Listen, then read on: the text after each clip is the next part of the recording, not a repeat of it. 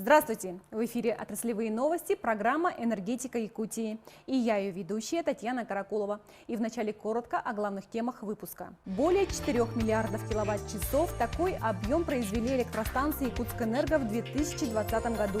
На системном совещании подведены итоги. В охранных зонах ЛЭП идет работа по расчистке просек и кустарников. Призовое место за лучший видеоролик. Энергетики приняли участие в конкурсе на лучшее поздравление к 8 марта. Почти на 4% выросли объемы производства электрической энергии ПАО «Якутскэнерго» в 2020 году. Кроме того, внушительными были инвестиционные и ремонтные программы. Итоги прошлого года и задачи на будущее недавно обсудили энергетики на ежегодном системном совещании.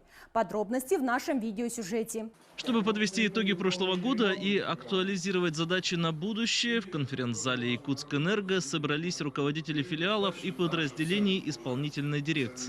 Год был непростой, коронавирус проник в каждый коллектив, но все поставленные задачи удалось выполнить. Мы выполнили объем инвестиционной программы на общую сумму 2,9 миллиардов рублей. Объем ремонтной программы по итогам 2020 года составил тоже порядка 2,8 миллиардов рублей. Это позволило нам повысить надежность наших объектов, построить ряд линий электропередач, замена обычного провода на СИПы, это в основном по распределительным сетям, и также провести реконструкцию ряда подстанций в наших сетевых филиалах. В 2020 году объемы выработки электроэнергии станциями ПАО «Якутскэнерго» выросли на 3,8%. Ее получили потребители не только Якутии, но и в объединенной энергосистеме Востока. Производственных успехов достигли и филиалы компании. Например, Саха-Энерго в арктическом поселке Тикси запустила в работу современный ветродизельный комплекс, а в селе Оленек построена самая крупная дизельная электростанция.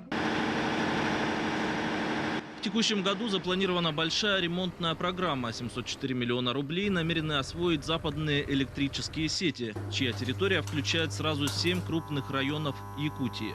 Объем, слава богу, большой и в рублях, и в физике. Это линии 220, 110 киловольт, 35, 10, 6, 0,4. То есть это весь набор наших сетей. Вот. И дополнительно еще трансформаторные подстанции, выключатели, потому что у нас есть как линии электропередач, так и трансформаторные подстанции. Уже начали подготовку к зиме и на Якутской ТЭЦ. Традиционно главный акцент делается на ремонте тепловых сетей. Мы в год перекладываем приблизительно 30 километров труб горячего, холодного водоснабжения и отопления. На самой станции это типовой объем. У нас, как правило, ремонт одного водогрейного котла, ремонт парового. Результаты работы компании – это не только производственные успехи. Главным показателем работы является ее экономическая эффективность и финансовая устойчивость. Эту задачу мы будем решать совместно как с органами власти и с нашей материнской компанией ПАО «Росгидро». Значит, в ближайшее время правление ПАО «Росгидро» должно рассмотреть проект нашего плана финансового оздоровления. И если оно будет одобрено правлением ПАО «Росгидро», то, конечно, начнется его реализация. Такие ежегодные системные совещания позволяют подвести итоги, оценить достигнутые результаты, обозначить проблемы и сформулировать целевые задачи, как по устранению существующих проблем, так и по движению вперед. Главный результат которых – надежная поставка электрической и тепловой энергии для дальнейшего развития республиканских проектов и региона в целом. Генеральный директор ПАО «Якутскэнерго» Алексей Стручков посетил объекты энергетики Намского района электрических сетей. В селе Апаны руководство побывало в новых жилых микрорайонах Озерный и Молодежный, где среди прочих вопросов обсуждали возможность будущих техприсоединений. Эта тема продолжилась на встрече с главой Намского района. В том числе говорили о стратегии развития электроснабжения населенных пунктов. А на этой неделе генеральный директор Алексей Стручков находится в рабочей поездке в Амгинском и Усьмайском районах. Не менее 13 резервуаров для хранения дизельного топлива намерены выпустить в этом году специалисты производственного центра Саха-Энерго. Первые металлические емкости в ближайшее время уже отправятся в районы республики. Они будут установлены на территориях дизельных электростанций. Производство таких хранилищ – процесс серьезный, требует специальных допусков у персонала. В целом, конечно, Оно состоит из элементов, и это изделие нужно собрать, и для того, чтобы его собрать, мало того, еще поставить, потому что параллельно самой емкости готовятся еще и основания, и ложементы, куда их поставить.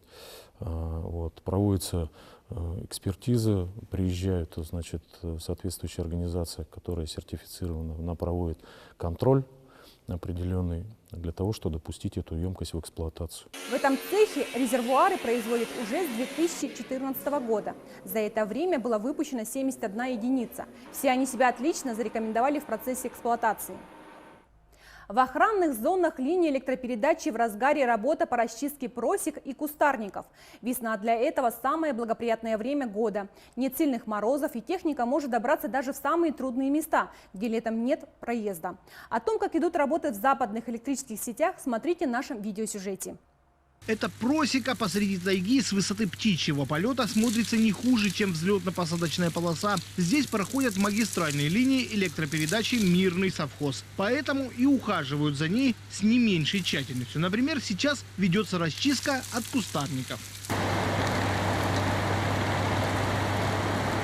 Работы настолько много, что без специального оборудования никуда. На помощь людям пришел мульчер. Это техника, которая буквально измельчает все на своем пути, будь то кустарник или даже настоящее дерево. Техника выполняет за смену 4-5 гектаров, двигается со скоростью 3-4 км в час. В любой диаметр, независимо от какого диаметра, все чистит прям в щепки. Мульчером расчищают землю непосредственно под ЛЭП и по несколько метров в стороны от нее. Такое пространство необходимо, чтобы обеспечить работоспособность линии. Ведь эти магистрали, основная и резервная, питают сразу два поселка – Западной Якутии, Алмазный и Арылах. От их состояния зависит жизнь тысяч людей. Цель у нас ведется для того, чтобы постоянно поддерживать работоспособные линии, чтобы не отключались наши линии, были постоянно в надежном состоянии.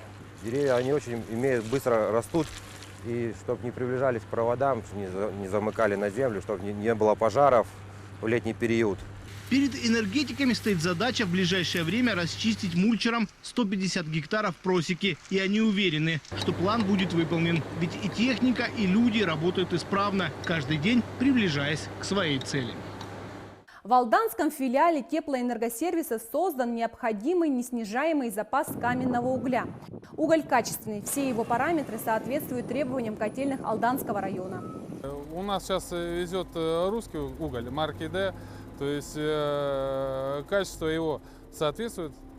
Мы с каждой поставки берем пробы, то есть проводим экспертизу, то есть претензий к поставщику нет.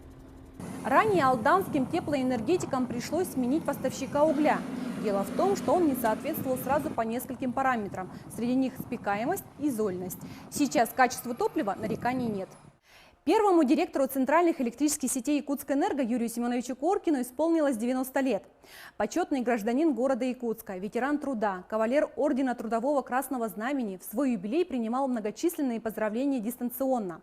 Окружная администрация Якутска организовала Zoom-конференцию, благодаря которой Юрия Семеновича смогли поздравить известные люди республики, в том числе и бывшие коллеги-энергетики. В течение вашего руководства, управления предприятием, в городе были возведены такие серьезные подстанции, которые мы до сих пор эксплуатируем. Центральная, северная, восточная, подстанция Хатынурях. Первая линия в металле в двухцепном исполнении, это ГРЭС центральная, появилась тоже в период вашего руководства. За годы работы Юрий Семенович заслужил славу настоящего профессионала. Стал известен как крепкий хозяйственник. Отработав 25 лет в энергетике, в 1975 году он перешел в Якутский горисполком, который спустя некоторое время возглавил и руководил им до 1988 года. Энергетик Якутской ГРЭС стал победителем Всероссийского конкурса «Инженер года-2020». Начальник отдела внедрения и сопровождения технологических систем Алексей Харинов стал лауреатом номинации «Электроэнергетика» за разработку базы данных и нескольких программ для ЭВМ. Они позволили автоматизировать процессы контроля и мониторинга за технологическими процессами ГРЭС. Система интегрирует в себе различные разнородные локальные системы мониторинга, ну, например, температурный контроль генераторов, вибропараметры, общие параметры по ГТУ, а также вот склад жидкого топлива. Ну, в общем, все, что на станции есть, все это объединяет в единую систему. Но не просто на уровне пользователя, а и имеет единый механизм сбора, обработки и хранения данных. Конкурс «Инженер года» организован Российским союзом научных и инженерных общественных организаций совместно с рядом других международных и российских объединений. Главной целью является выявление элиты инженерного корпуса страны. Сотрудники западных электрических сетей стали призерами республиканского онлайн-флешмоба «Якутия поздравляет», посвященного Международному женскому дню. Поздравляем вас с праздником этим, с самым теплым и сказочным днем. Улыбайтесь и смейтесь, как дети. Нам светите своим огоньком. Любите женщин, любите. В конкурсе участвовали видеоролики, в которых мужская половина коллективов поздравляла своих коллег. Организатором выступило Министерство труда и социального развития Якутии. Во флешмобе приняло участие 29 предприятий со всей Якутии, в том числе и энергетики. Ролик ЗЭС занял 2-е место. Но и коллеги из других подразделений Якутскэнерго оказались не менее оригинальными в своих поздравлениях, как, например, сотрудники ТЭС из отдаленного села Кутана Алданского района. И на этом у меня все. До встречи в следующем выпуске программы «Энергетика Якутии».